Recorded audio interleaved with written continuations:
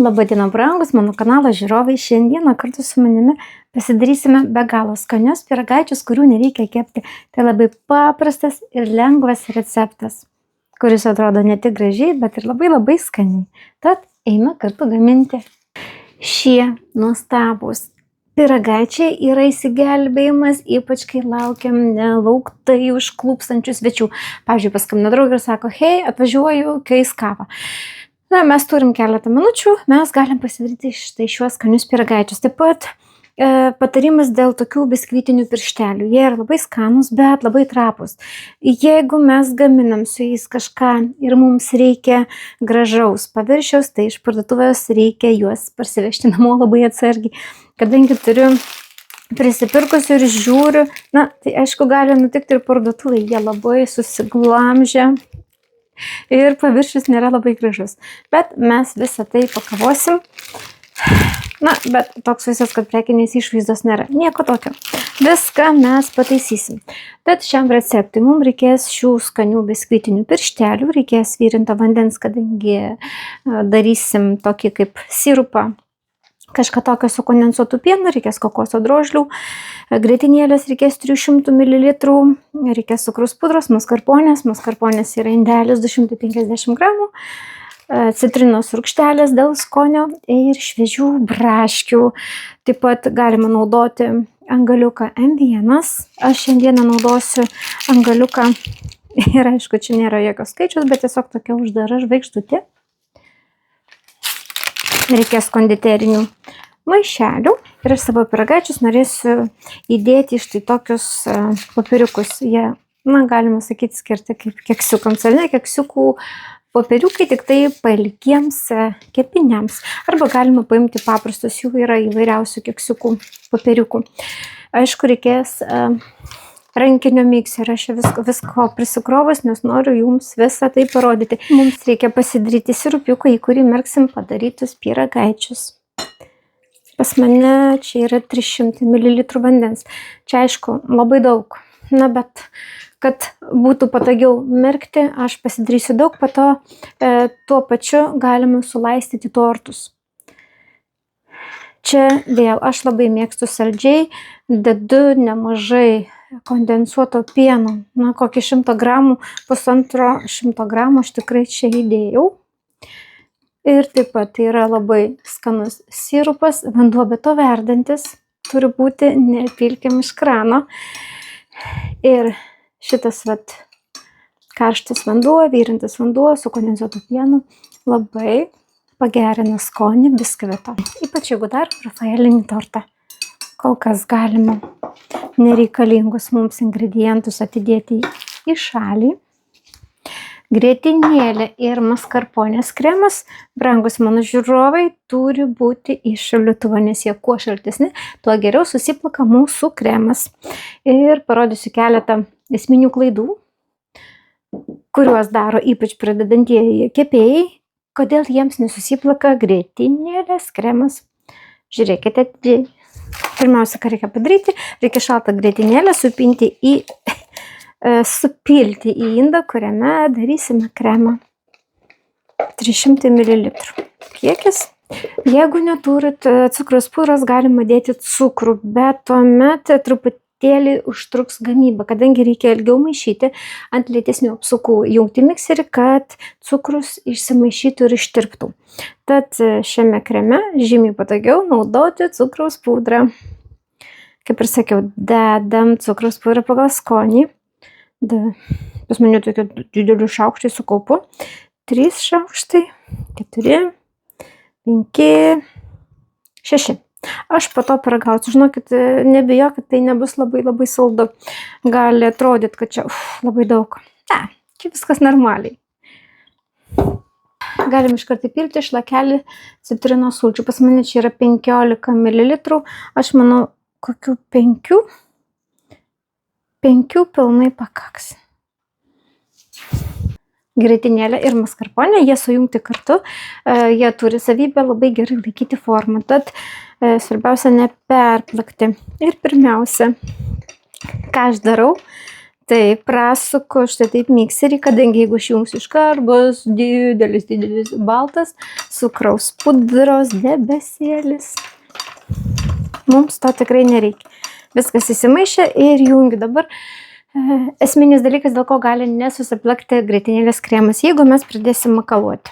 Kaip kiaušinio baltymas mėgsta struktūrą į vieną pusę, taip žinokit ir grietinėlės kremas geriausia maišyti tik į vieną pusę ir nemakaluoti.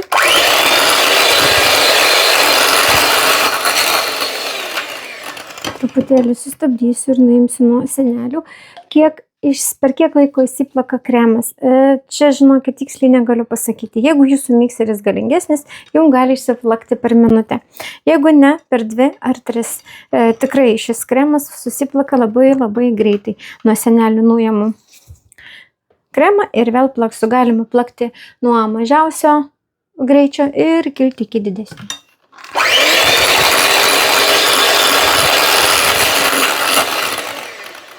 Man užtruko gal netgi mažiau nei minutę. Štai tokios konsistencijos mums reikia grietinėlės, kad jinai būtų susiplakus. Pažiūrėkit, gan tvirta. Truputėlį atidėsim į šoną.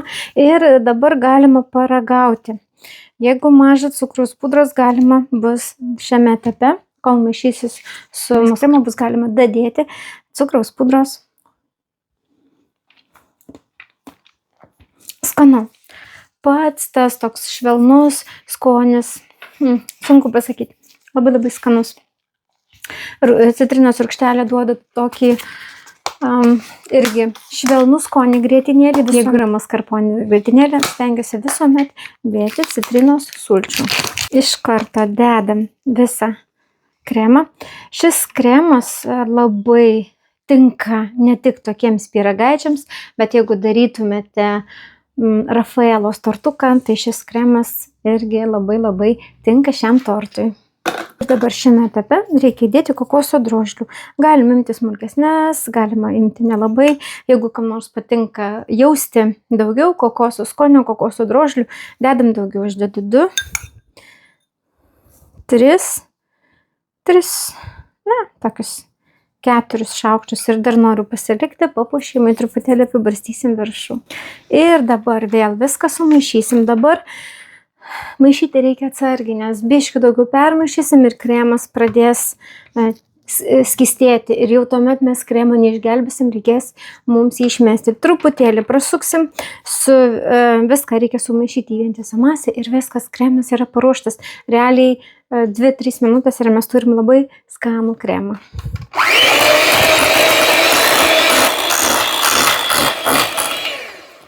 Ir viskas. Nes jeigu maišysiu toliau, aišku, kremas maišysis, bet jisai pradės skystėti.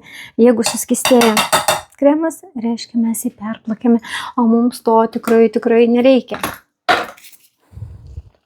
Pažiūrėkite, koks jisai tvirtas ir kokia puikiai jo konsistencija. Ir jisai yra be galo skanus. Tad šį kremą galima naudoti įvairiems pyragaičiams ir tortams. Viskas, nebemaišysiu, paliksiu ramybėj. Dabar tai reikia paimti maišelį šongalą ir prisidėti kremą. O kitą kremą geriausia laikyti šaldytuve.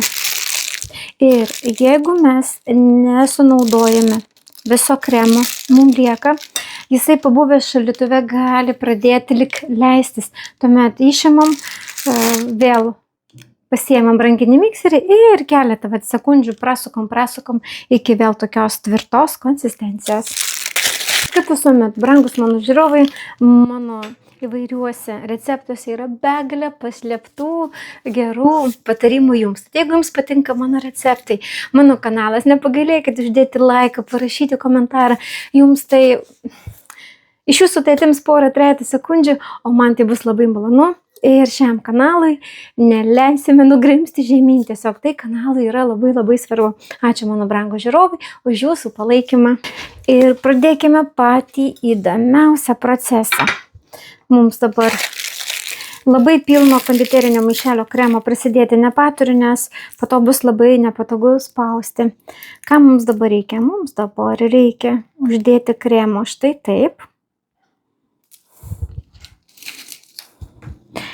ir kitą pirštelį uždėti. Po to mes smerksime visą tai į mūsų padarytą sirupą.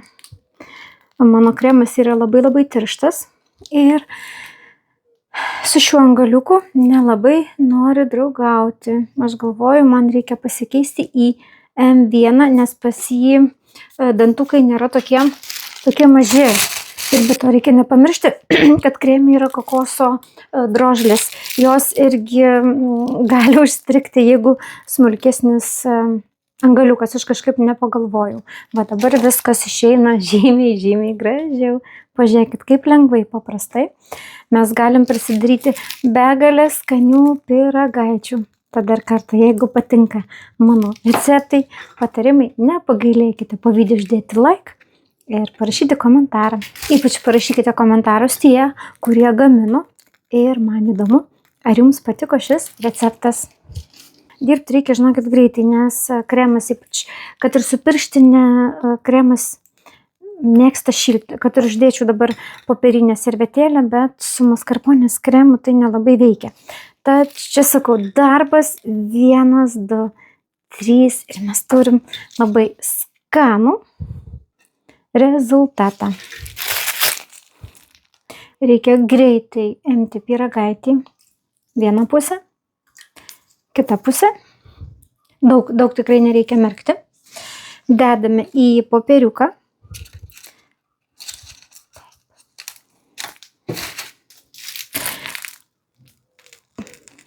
Kremo. Žiupsnelis kokoso drožlių. Ir dedame vieną braškę. Viskas.